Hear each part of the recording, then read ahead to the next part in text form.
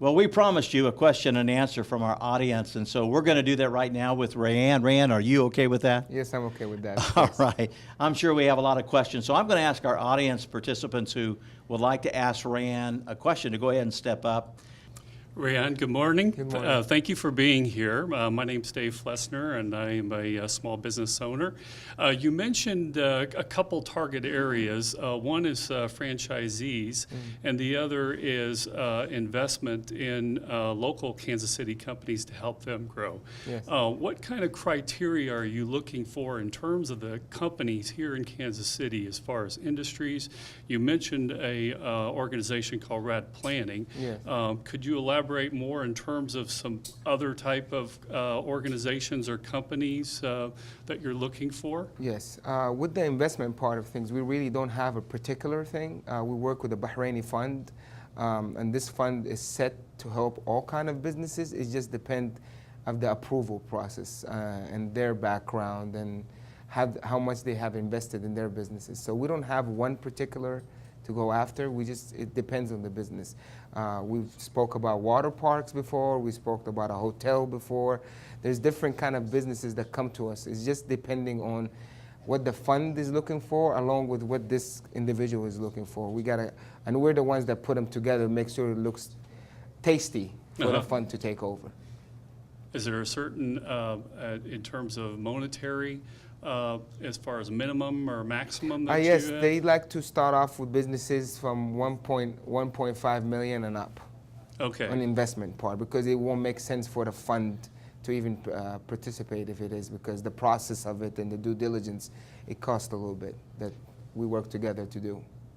Thank you. You're welcome. And what about in the Middle East? What are some industries or some areas that they could be interested in terms of what Kansas City could bring? Medical, education, and food is the top thing, and of course anything that has to do with IT.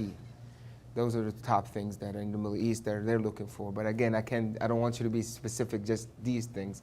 This is what I've seen grown in the last few years. That's very helpful. Yes. Well, thank you again. Thank you. Hello. Hi. Thank you very much for your time today. My name is Greg Baum with GSB Executive Search. You mentioned that you invest in people, and obviously people run businesses. Yes. With a company looking to go and expand into the Middle East or South Africa or anywhere, what are the challenges with finding quality management and people internationally? It's challenging because it all depends on the cultural differences. It also depends on the quality of work. Again, I would recommend anybody, if it's through me or through any other companies, to find that individual and let them help him or her to lead that way. Because going in there and trying to do the typical American scenario is recruiting or whatever, you could really spend a lot of money and with no results. So I do believe it's other way around. As much as I like to invest in people, I want people to be willing to come into the region and be willing to learn, because you get a lot of people as yourself, the CEOs, and they're so set in their ways, they Correct. don't want to listen. So it's very important for whoever wants to move to the next region is to listen, because we're out there to help you, not to hurt you. And so do you mean, for instance, instead of just having, say, expatriate Americans go over to, say, the Middle East to just run it their way, maybe build in people from that country 100%. and culture That's have that That's not just an example. That's 100% the way it should be done. Yes. Fantastic. Hey, thank you. Thank you. Hi, salam. Assalam. Hi. I've spent time in the Middle East. I've spent time in South Africa. I've done some international work. Very nice. But there are a lot of cultural pitfalls. I'm not a native Kansas City, and even the distance from the Great Lakes where I am to Kansas City, there are a lot of changes.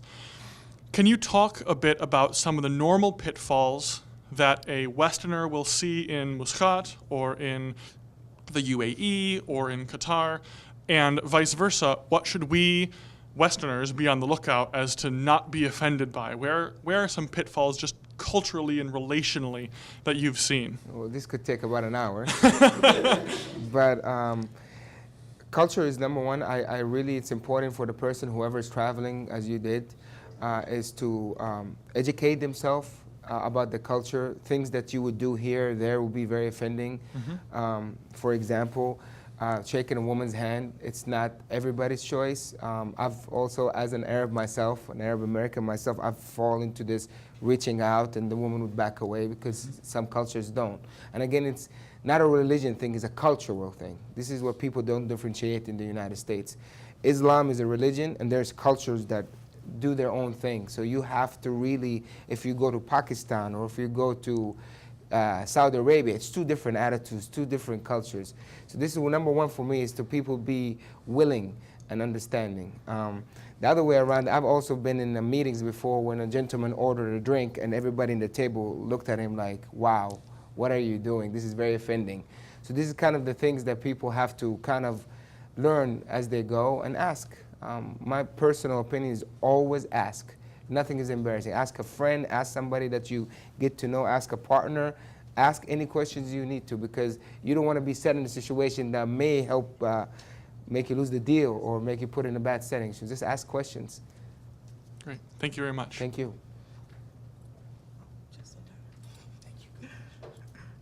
I'm short. So I have been put in charge of coordinating a very large city project that is going on in Kansas City, Missouri, as you know. Yes. And so the fact that there is going to be hopefully an international relationship with you and as well as Dwayne and the whole, I guess, the partnership that we are forming, how important do you think it is to bring international monies and international relationship to a project like this and the changes that it's going to, I'm excited, so the changes that are going to happen it's from really this. important, and also there's two parts of it. Okay. Parts of it, the partners or whoever is from your side, they need to be accepting of international. We've been in Yes. deals with Dwayne that we brought in investment from international. Some people were like, well, you know, it's coming from the Middle East. They're, I wouldn't want to use that word, but very judgy when Okay. it comes to international Yes. money. So this is number one step before you want to go to international investment. Gotcha. Second part of it is Arabs and the Middle Eastern are investing in the United States. Yeah. It's been happening for years. The last 5 years, it's been way more than it is. It's increasing. With the economic crisis in the United States, it kind of helped international investors come here because things are cheaper. Exactly. So Okay. both sides have to be welcoming. Projects as yours, I mean, any development project is, we have a saying in the Middle East, if you could touch it, you want it. So they like to touch and feel things more than the service things. Now the service providing things, as my company is, it's booming. Yes. But it's been throughout the culture is they like to see buildings or they like to see a facility itself because they could see it. It's Right. it's a thing in the culture. Yes. Yes. Okay. Okay. Well, thank you very much. Thank I you. appreciate it. Well, Rayan, we've had some great questions being thrown at you, and you've done a great job answering them. having me. In fact, it's probably happened to you like it's done to me, and that is, I'm starting to think international now. And you've answered some what I think are some important questions that really can extend the horizons of what a company locally can do, and then the interest of bringing some of those over there here. But you're not just, I mean, we know you're from Kansas City, Yes, I am. and so you have a heart for Kansas City in the Midwest. I do. But you could probably reach out all over the United States. Is that correct? Of course. Okay. Of course, yes. And so if you're watching Executive Summit here and you're listening to Rayan talk about these things, and you're getting excited like I am and like our audience participants, you need to I would ask you to do two things. Just give us a call at ACA. Go to acanetwork.org and give us an email. I would also say that if you could share this video to someone that you know may be interested, is looking at international businesses and just doesn't know what's my next step. Is it possible? And right here, Rayan, we've got you that, and through Dwayne and yourself and the entire team, we've got people that can walk us through the process. I loved your answer about culture. As a Kansas City guy, when I go to New York City, vast different culture. Let me tell you. So we learned that even in the United States. But thank you so much for being our guest. You did a great job. Thank you. We're excited about what you're doing to build business here in Kansas City, in the Midwest, as well as taking the people here, the companies here, to those places over across the sea. So thank you for joining with us today. Thank you for having me.